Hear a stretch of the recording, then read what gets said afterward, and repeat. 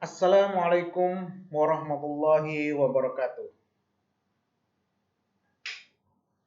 Berjumpa lagi dengan saya Zulham Al-Farizi.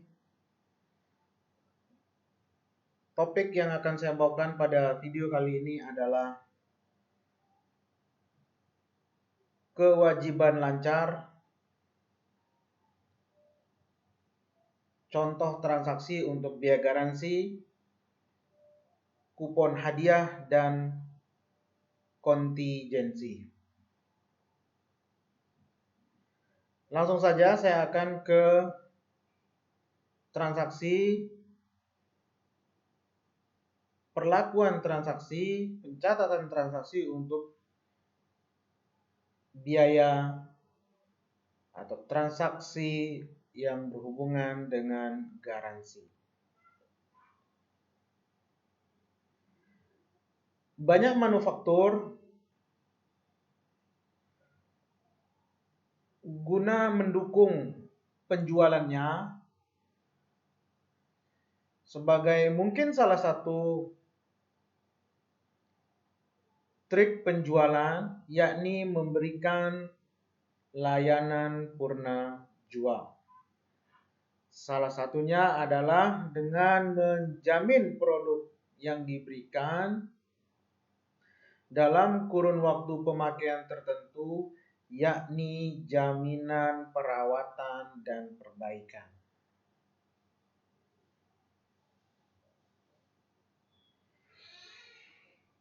Secara akuntansi, yang dibahas kemudian terkait dengan transaksi ini adalah bagaimana mencatat transaksi garansi ini, mengingat biaya ini baru akan benar-benar terjadi apabila sudah ada klaim garansi. Ya. Klaim waranti. Ya. Bahasa textbook untuk biaya garansi adalah waranti. Nah, ada beberapa pendekatan yang harus dipahami, yakni pertama mungkin dalam kaitannya pencatatan biaya garansi ini adalah apakah kemudian perusahaan tersebut menggunakan metode cash basis atau accrual basis. Kemudian yang kaitannya apakah kemudian garansi itu dianggap sebagai period, apakah biaya garansi itu kemudian dianggap sebagai biaya penjualan atau merupakan bagian integral dari penjualan. Baik, untuk memahami apa yang saya sampaikan, langsung saja kita ke contoh soal. Soal yang pertama, CP Hasiku menjual 150 mesin fotokopi laser pada tahun 2010 seharga 23 juta per unit dan memberikan garansi 1 tahun.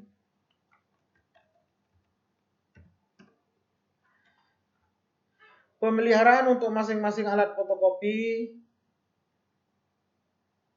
selama periode garansi adalah 300.000.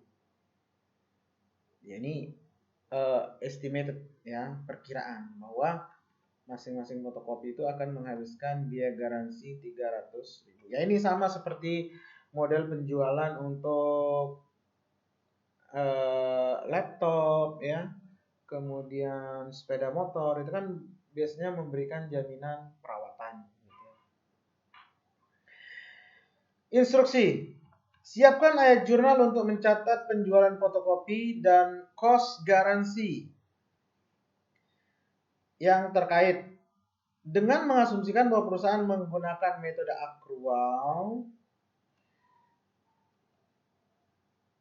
cost garansi aktual yang terjadi di tahun 2010 adalah 17 juta.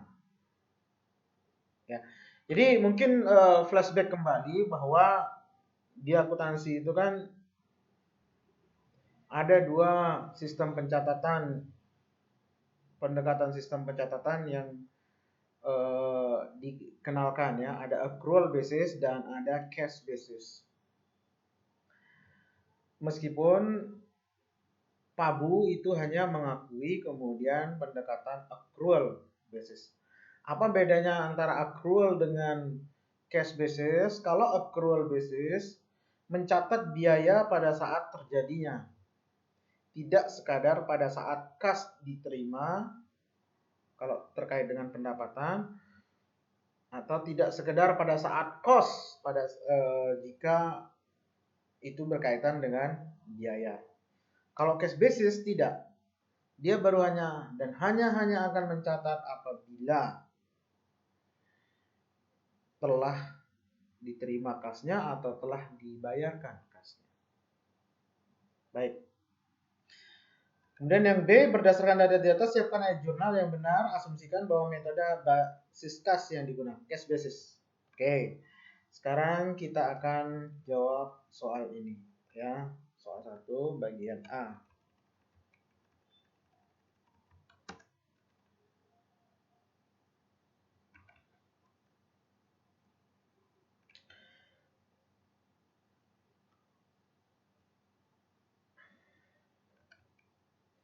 Pertama, kita akan mencatat penjualan. Kita anggap penjualannya tunai sehingga kas, kemudian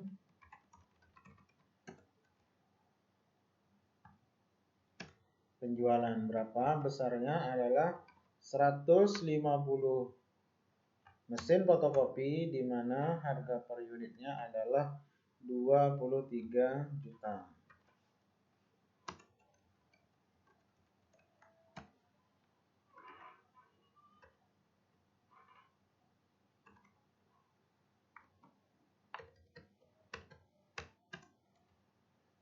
Ingat ya, pencatatan penjualan dicatat di sisi kredit.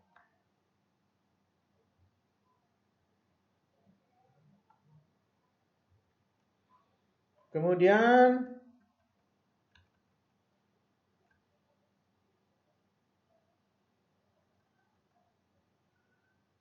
kos garansi aktual yang terjadi di tahun 2010 adalah 17 juta. Ya, berarti di sini muncul biaya garansi, kemudian kas, ya.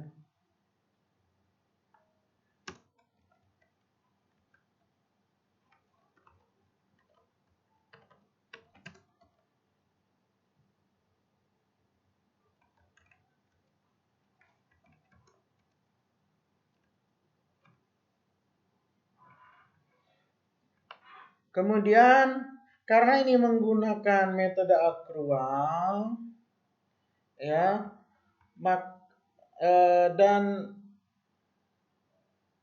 biaya garansi itu melekat di setiap produk, sehingga meskipun itu tidak terjadi secara aktual di tahun 2010, namun kita harus mengakui karena penjualannya sudah kita akui. Ya, sudah kita akui, sehingga di sini dianggap dia melekat dengan penjualan. Kalau penjualannya sudah diakui, berarti kalau menurut konsep matching cost against revenue, maka biaya garansinya udah harus kita akui meskipun kita belum lunasi. Bagaimana caranya? Ya, kita akui biaya garansi, kemudian kita melakukan penyesuaian ke sebuah akun yang dinamakan estimasi atau utang garansi atau kewajiban garansi atau utang garansi aja ya.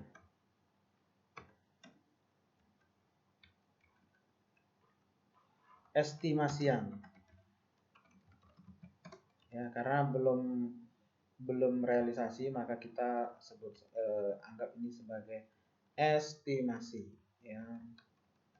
Berapa angkanya? Angkanya adalah, kan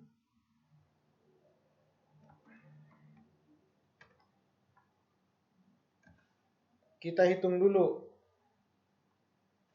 untuk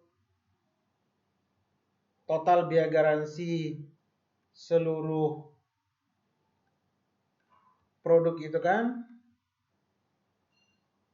300.000 ya, 300.000. Produknya ada 150, kemudian dikurangi ya yang sudah terjadi aktual. Jadi maksudnya kita menghitung sisanya.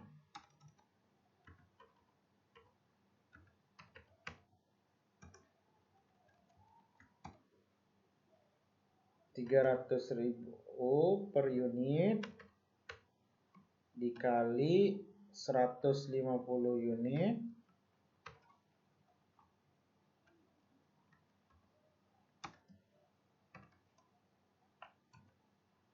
dikurangi 17 juta.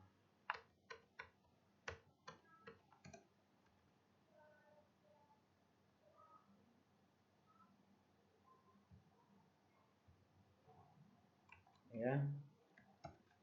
Ketemu angka 28 juta. Ya, kalau di total ya jadinya 45 juta ya.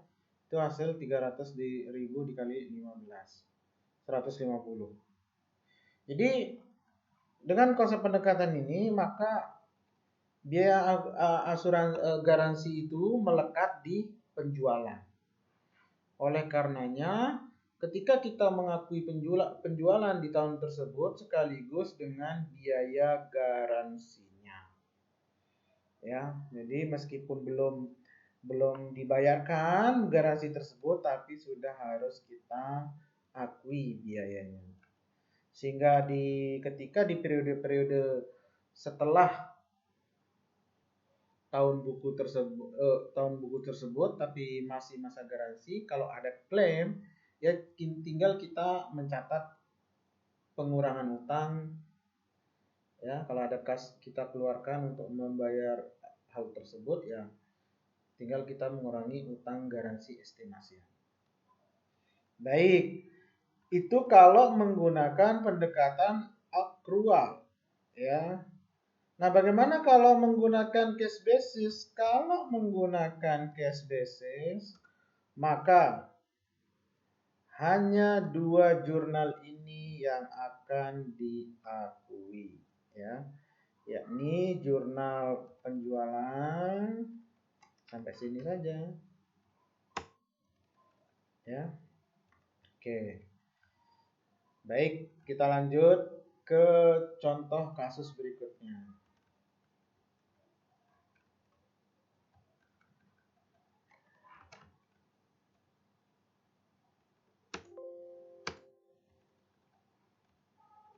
Oke.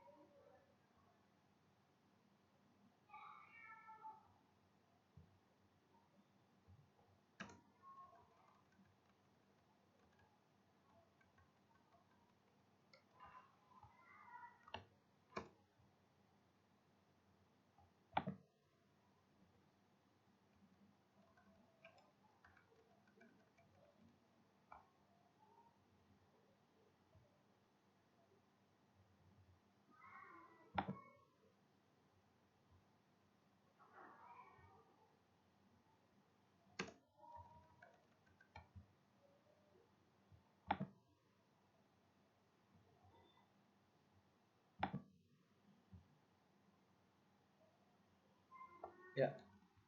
Soal 2.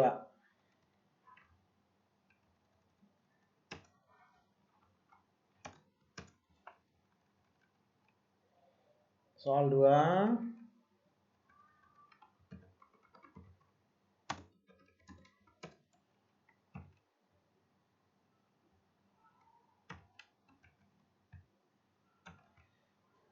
PT Ardisan menjual 500 unit komputer selama tahun 2019 dengan harga per unit 6 juta. Selama 2019, perusahaan menghabiskan 30 juta biaya perawatan komputer yang bergaransi 2 tahun. Seluruh transaksi yang diterapkan adalah menggunakan basis kas. Ya. Instruksi. Siapkan ayat jurnal 2019 untuk Ardisan menggunakan pendekatan biaya garansi. Pendekatan ini maksudnya berarti biaya garansi itu adalah bagian integral dari penjualan, bagian yang tidak terpisahkan. Asumsikan bahwa Ardisan memperkirakan total biaya perawatan untuk garansi akan berjumlah 120 juta untuk 2 tahun. Baik, kita bahas ya dari soal yang A dulu.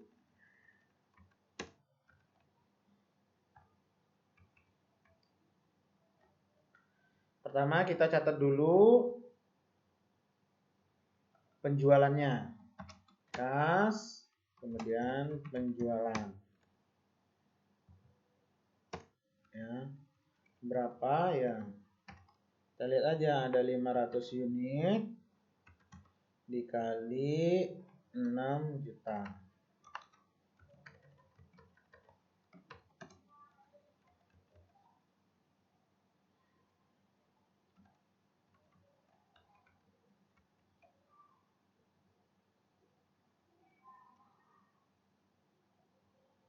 Kemudian kita tentukan angkanya.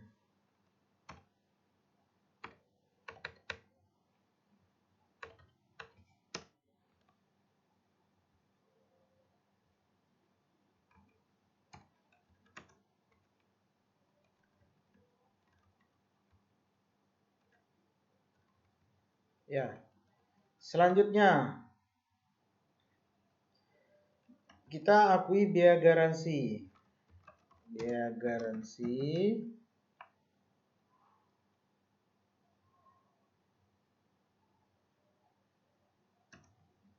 kas ya, karena dia dianggap tunai ya, sebesar 30 juta.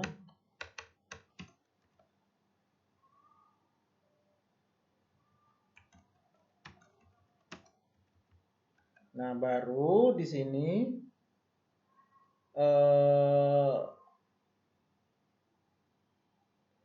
kita akui biaya garansinya karena ini adalah integral part ya dari penjualan di sini, maka biaya garansi. Kemudian nah ini kaitannya dengan kewajiban lancar sama seperti ini adalah akan muncul yang namanya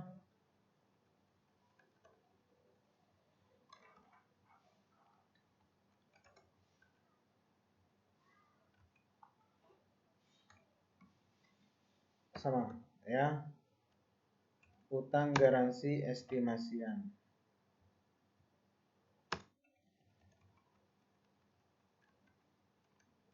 Tapi jangan salah dengan deskripsi di soal ini menggunakan basis kas, maksudnya itu ditunaikan. Tapi hakikatnya yang soal nomor 2 ini adalah kita mau membandingkan antara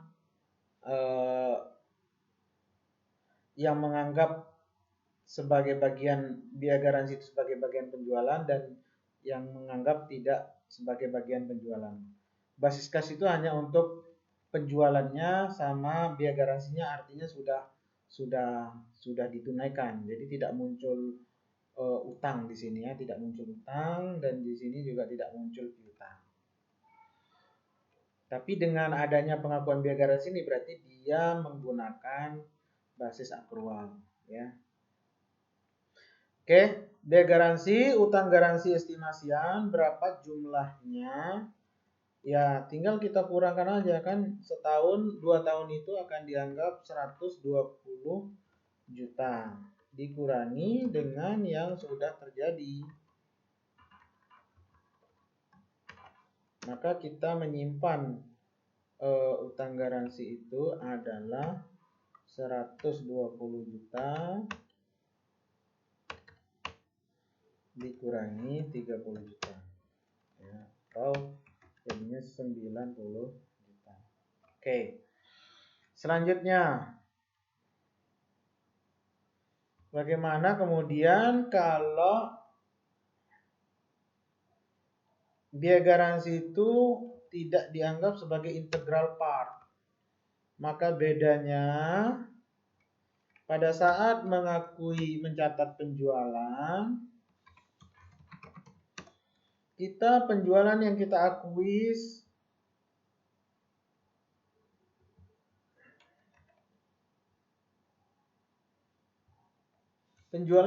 akui hanya sebesar ya, kan kasnya tetap akan sama 3M, tapi penjualannya adalah sebesar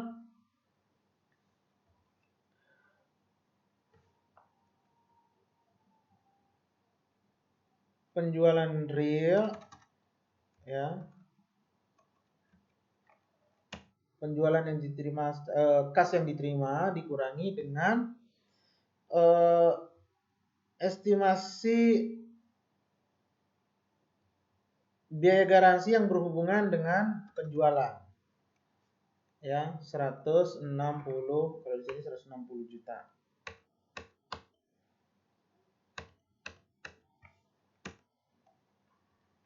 Nah, sisanya berarti yang 160 itu adalah kita kenal dengan pendapatan. Nah, ini juga akun kewajiban launcher ya. Pendapatan garansi tangguhan.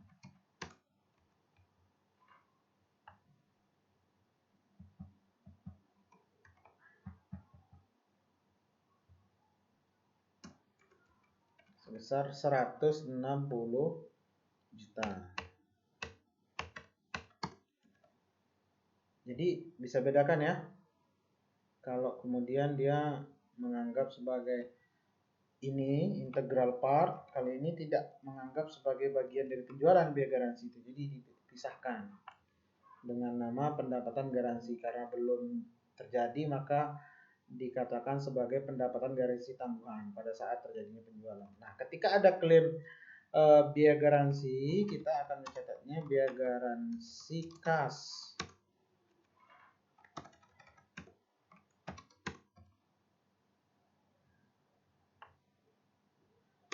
Biaya garansi sebesar berapa?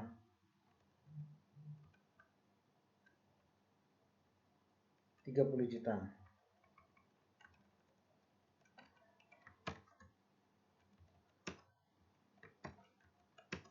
Oke.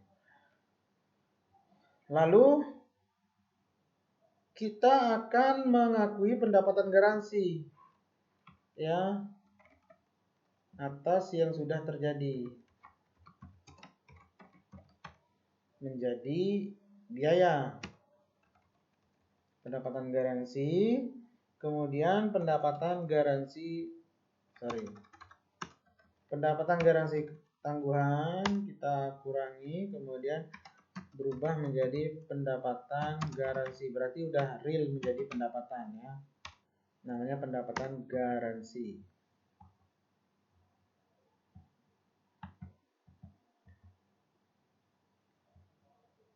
Berapa yang akan kita klaim sebagai pendapatan garansi adalah sebesar ya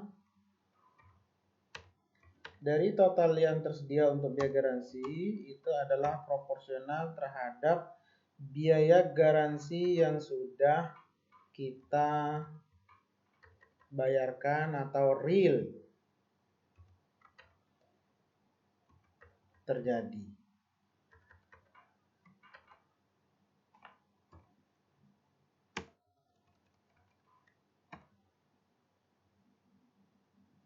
Ya, 160 juta 160.000 dikali 30 juta kita kali 3 dibagi 120.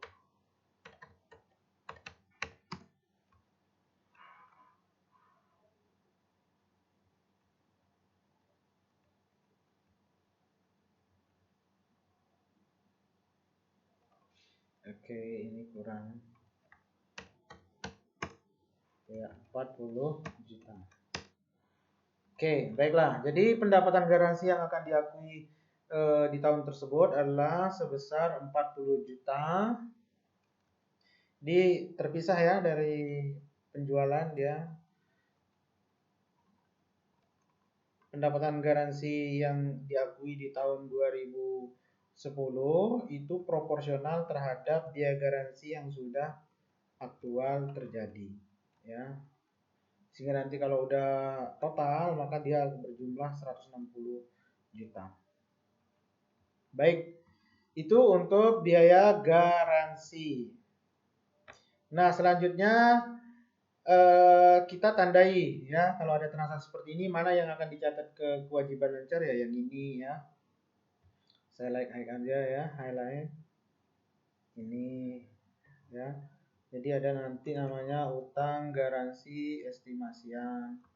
Kemudian ada ya ini utang garansi estimasian ya. Kemudian ada pendapatan garansi tanggungan. Itu yang ada di akun kewajiban lancar ya, di chart of account itu harus muncul di sebelah sini. Kalau memang dalam nature bisnisnya itu ada transaksi garansi, warranty cost ya. Baik,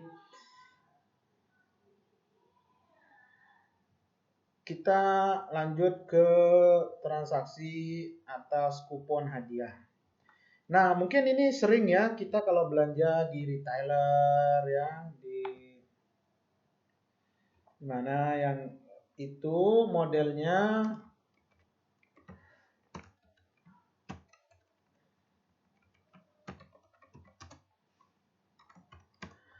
kita memperoleh kupon ya. Belanja sekian nanti dikasih kupon gitu ya. Nah, ini kita coba bahas dalam contoh saja. PT Wangia memasukkan satu kupon di setiap box sabun ya, yang di packingnya, yang dibungkusnya maksudnya ya.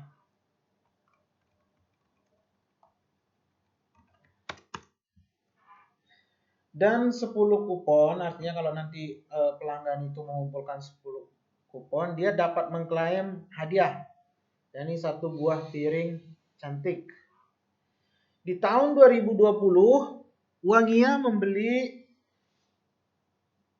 8.800 hadiah seharga 10.000 per buah dan terjual 120 box sabun dengan harga 33.000 per box. Sebanyak 44.000 kupon disiapkan untuk diklaim di tahun 2020. Diperkirakan bahwa 60% kupon yang benar-benar diklaim. Instruksi: siapkan semua ayat jurnal yang akan dibuat relatif terhadap penjualan sabun dan rencana hadiah di tahun 2020. Baik. Pertama, kita akan mencatat ya pembelian hadiah. Ya. Pembelian hadiah.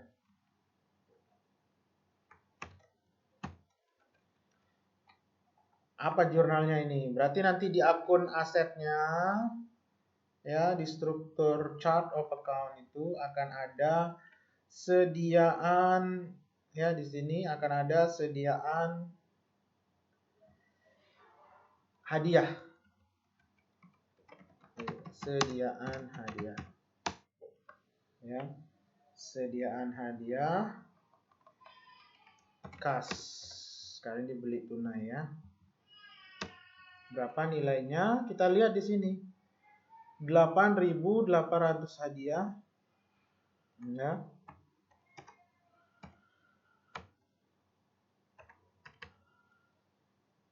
Dikali 10.000.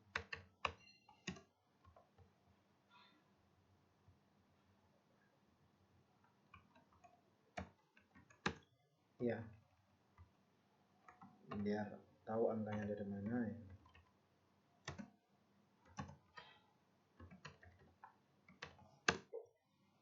Ya, kemudian kita akan mencatat penjualan.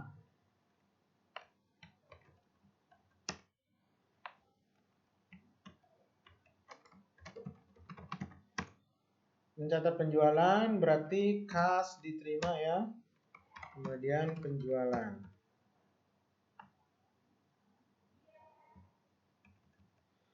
Berapa nilainya? Ya, sebanyak 120 box yang berhasil dijual ya di tahun 2020.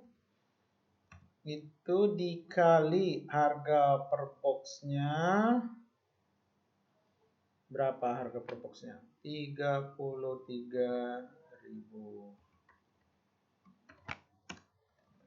Sehingga kas yang akan diterima adalah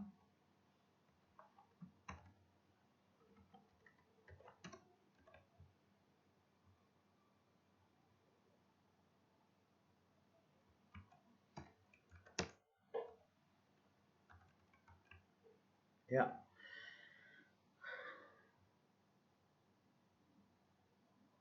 Nah, apalagi yang akan kita catat? Mencatat hadiah yang diklaim. Ya. Berarti muncul apa? Muncullah biaya hadiah yang akan menyebabkan sediaan hadiah itu menjadi berkurang. Sehingga dikredit sediaan hadiahnya sebesar berapa? Ya 44.000 kan, 44.000 kupon yang disiapkan. Berarti 44.000 dibagi 10 kan? Per 10 kupon dapat 10 hadiah cantik, dikali harganya itu adalah per piring cantiknya 10.000. Sehingga di sini ketemu angka berapa? Dibagi 10 dikali 10.000. Iya, 44 juta. Itu yang akan muncul sebagai hadiah di tahun 2020. Nah, kemudian kita akan melakukan akrualisasi terhadap biaya hadiah. Kenapa? Karena kita harus menganggap hadiah itu melekat di penjualan. Jadi ketika dianggap melekat di penjualan, maka dalam konsistensi penggunaan konsep matching cost against revenue, maka kalau kita udah mengakui penjualannya, biayanya juga harus diakui meskipun belum dibayarkan atau belum diklaim hadiahnya. Jadi berapa di sini? Muncul lagi biaya hadiah. Kemudian pasangannya adalah utang karena belum diklaim ya. Namanya utang hadiah estimasian. Nah, berarti di sini di struktur akun kita harus ada itu kalau memang ini, karena ini masuk ke kewajiban lancar ya. Di struktur akun kita harus ada nanti utang hadiah estimasian ya. Berapa jumlahnya? Ya, jumlahnya adalah 120.000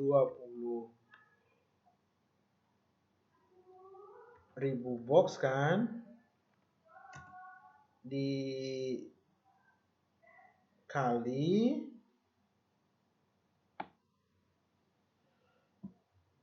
%60. Maksudnya karena 120.000 box berarti akan mendapatkan 120.000 kupon. Dan yang diestimasi yang akan diklaim itu hanya 60%-nya. 60%-nya. Dan di tahun 2020 sudah diklaim sebesar 44.000. Ya, 44.000. Sehingga ini nanti dibagi 10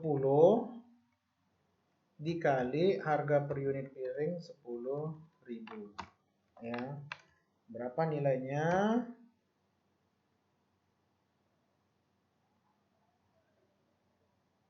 Ya, kita buka kurung. 120.000 dikali 60%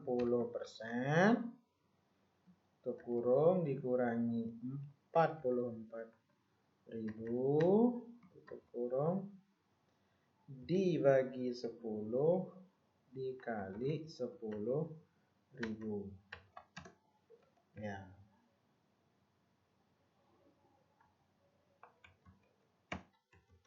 Nah, oke. Jadi yang ingin saya highlight di sini adalah ada akun kewajiban lancar nanti namanya utang hadiah estimasian. Kalau memang di dalam nature bisnisnya kita ya mengikuti seperti contoh di dalam soal ini. Tapi ini banyak sekali ya, real. Ini masih sangat banyak perusahaan yang menerapkan. Ini untuk apa ya? Mengindus ya,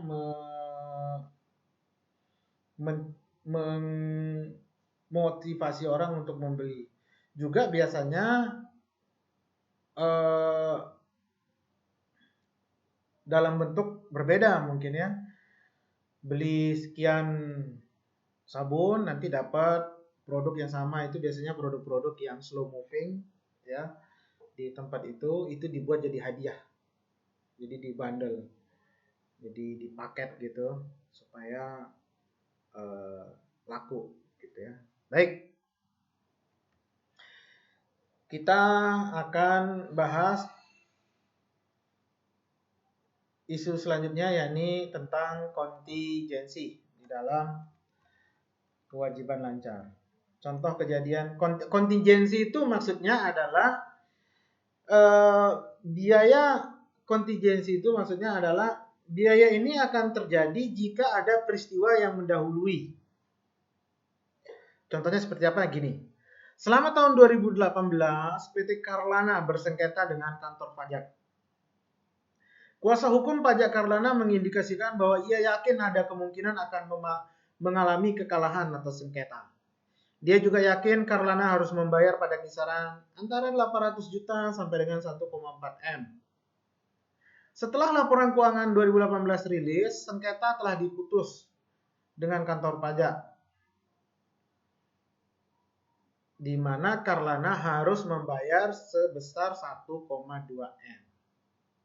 Pertanyaannya adalah kemudian, berapakah jumlah jika ada yang harus dilaporkan sebagai kewajiban untuk kondisi kontingensi ini di 31 Desember 2018. Artinya apa? Pada saat tutup buku di 31 Desember 2018 belum settle, belum ada settle, sengketanya masih berjalan, belum ada putusan. Sehingga di 31 Desember 2018 muncul pertanyaan, karena konsekuensi daripada sengketa ini adalah kemudian akan terjadi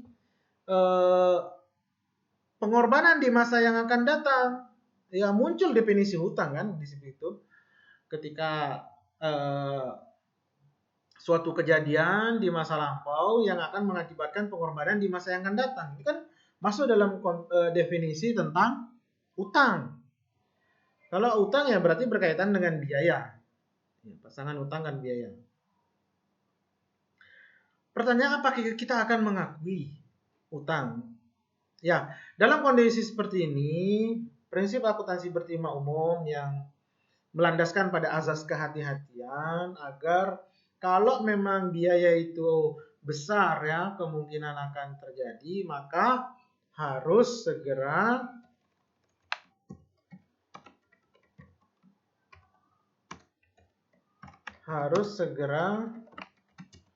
diakui pada nilai terendah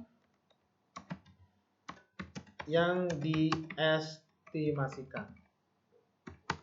Ya. Berarti ini jurnalnya apa nanti? Jurnalnya adalah ya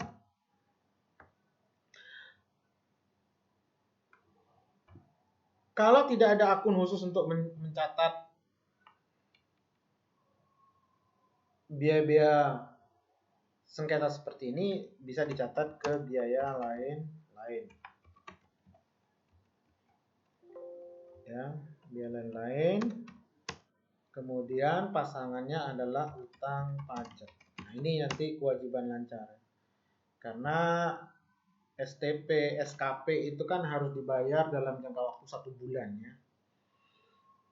Muncul utang pajak.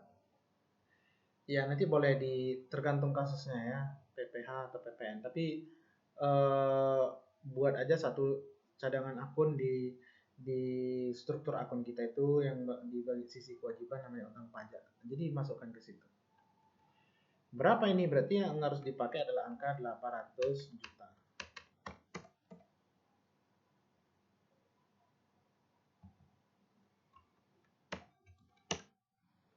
Ya. Baik, kira-kira itu telah kita bahas 3 transaksi, yaitu transaksi garansi, hadiah, dan kontingensi yang kaitannya dengan kewajiban lancar. Silahkan dipelajari kembali. Semoga video ini bermanfaat. Wabillahi taufiq wal hidayah. Wassalamualaikum warahmatullahi wabarakatuh.